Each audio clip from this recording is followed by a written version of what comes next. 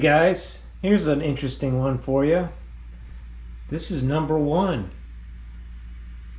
And by number one, I mean my very first electric guitar. Oddly enough, I've held on to it all these years. This is a 1989 Fender Stratocaster.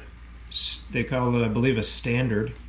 And it's a made in Japan standard Fender Strat.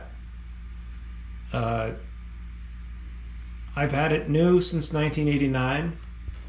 And like I said, it's the first electric guitar I ever owned. It was a birthday gift from my parents. And oddly, even after all these years of doing different modifications for things, I can get into that actually. It's actually more back to its original self at this point. The way I kind of started out modifying this guitar was with the bridge pickup. And again, I didn't know anything because I was just starting out. What I ended up doing was put a nice lime green covered DiMarzio HS2, which is a stacked humbucker. And the cool thing is I still have that pickup in there even when I put the guitar all back together. I'm glad we found that. But yeah, it's a stacked humbucking pickup. They don't really sound like humbuckers. It sounds more like a single coil. It's just kind of fat. That was the first modification I did to this guitar. It made a bit of a difference, but I sure as heck didn't sound like Joe Satriani or any of the guys that were starting to get really big in this this period of time. That was kind of what I was being influenced by. I was definitely I started playing because I had heard Jimi Hendrix, even though it was a generation or two before me as far as being kind of popular music. Luckily, I had great advice from my parents gave me great advice, and I actually knew a few people that were also involved kind of in music as well. But yeah, I started out with a Strat because of Jimi Hendrix. I'd say probably the reason why I lusted after these guitars. So yeah, this guitar, like I said, is pretty much stock as you see it now, but that's only because we put it back together. They have kind of I'd say a 60s profile neck, kind of a thinner C shape.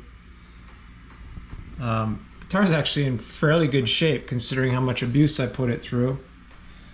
So yeah, the kind of the story, after I had done that pickup, and then as I got a little older and I actually had some other guitars, I was like, well, what can I do to the Strat to make it better? Well,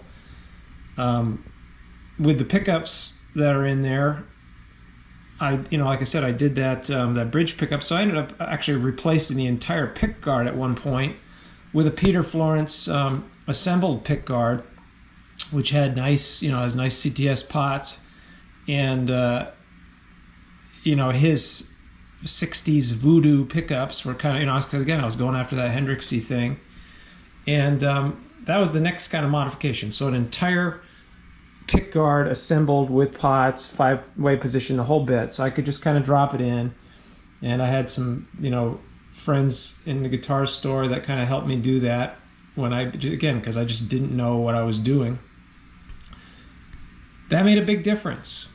Unfortunately, the shortcomings of a made in Japan Strat that was of a certain age, and because I played the heck out of it, because it was, again, my first guitar, so I didn't really know how hard to play or any of that stuff, I burnt the frets out of this guitar pretty quick, just playing the heck out of it.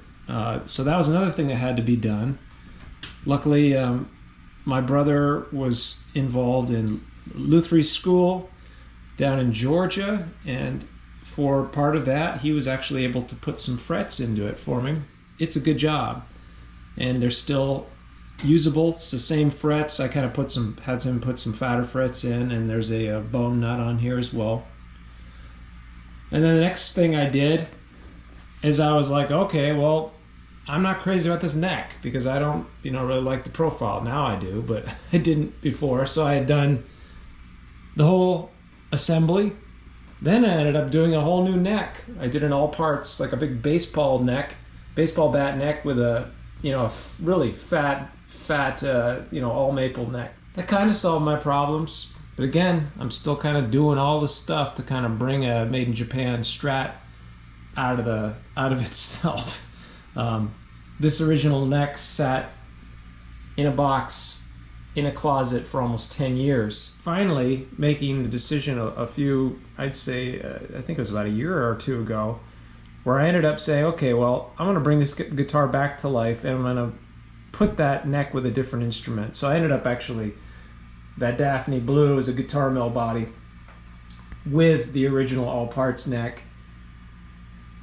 And oddly, the Florence pickguard that was on this guitar went to that Daphne Blue guitar. And that guitar is actually shaped up nicely. So this guitar went back to its original state. So this neck had to go on, had needed good machines. So these are some Grover, the mini Rotomatics or whatever they're called. They actually work quite well. And then this pickguard is is assembled from a single ply. I have that original HS2 DiMarzio, which is still there. I had an extra Florence neck pick, or actually this is a middle pickup. It was the non-reverse pole reverse wind that you normally stick in the middle for hum canceling in 2 and 4. And I had this pickup extra from the middle position on that other guard, but I wanted the hum canceling, so that just sat in a box. I was like, oh, what the heck, I'll try it in the neck position on this. It actually sounds pretty good, but unfortunately, I don't have a reverse wind, reverse pole for this middle position, so I had to use some random, and I actually don't even know what the origin of this pickup is. But we ended up doing that. It has some nice pots in here. Didn't even have a full set of knobs, but a nice Oaks, I think Grimsby or whatever they pronounce that name, for a 5-way switch. And then the old junky Fender stamped, must be like zinc or some crap in there, really light block. That stuff all had to go back in there because the Callahan that I had, I forgot to mention that, I had done a Callahan bridge on this same body with that all parts neck and the whole bit. And again, it's a long convoluted story, I understand that, but the moral of this story is, if you have an old made in Japan Strat or something else made in Mexico or some of these lesser expensive guitars, they really were designed and built with the parts that they came with. Some building parts guitars is not always the easiest thing to do. Sometimes you get really lucky. I've gotten lucky a few times. But this guitar is pretty much back into its original state, minus the pickups. But it's cool, It's a 1989 Fender Strat made in Japan, and I've got this crazy in between out of phase sound that I've been trying to kind of show you on these musical pieces here. So check it out, see if you can hear it. And again, it's position. So the neck is nice and fat.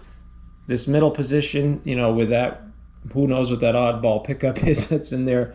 But yeah, when you move to this position here in between, you get that crazy out of phase Strat sound, which I've heard Eric Johnson using, when he does kind of that chime technique, where you're plucking harmonics, over the higher part of the neck, and he gives you kind of a Kodo effect. I like it because that out of, when you have that position, but it's that out of phase sound, it's almost like a cocked wah sound. When you're playing, say, up in this range of the neck, you can even get almost those ring modded Octavia sounds, but it's organic because it's just being out of phase and how it's passing through the EQ there. But yeah, thought you might appreciate that. Not very many of us hold on to our first electric guitar as long as we have. Like I said, I'm surprised that I've held on to it as long, but there's no reason for me to unload it. They are worth considerably more than they were when they were new. I think these guitars new were, close to the $269 plus, an extra $50 or $60 for a hard case. which is dirt cheap, but I guess it's all relative.